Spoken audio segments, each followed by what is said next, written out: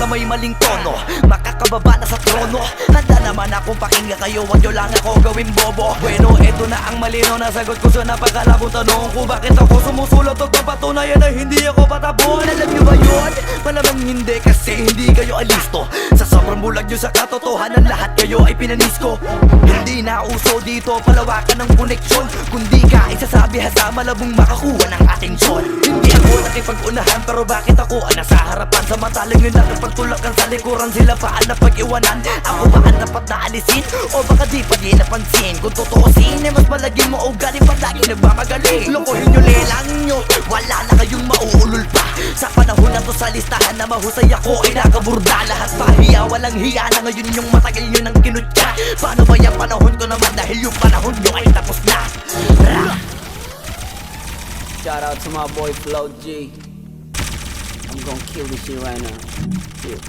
Pen.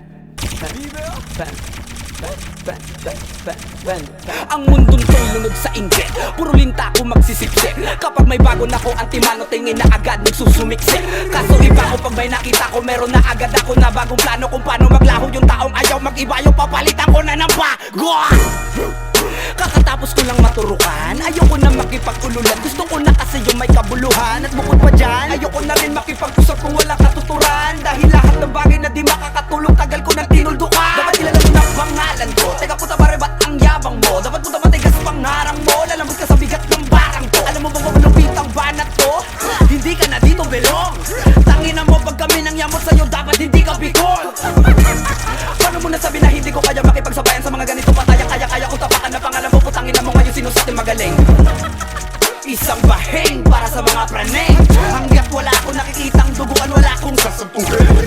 Pag naakit-dagit sa'kin kahit di ka lumapit, gamit karit ibibitin ka ng patiwarik. Habang umiiyak at sumisigaw ng bakit matik sa'kin, grabing pasakit kapag sumabit. Hindi pwedeng hindi magpapanik, matakot ka na pag ako ang nagalit. Ako ang tulay mo patungo sa langit.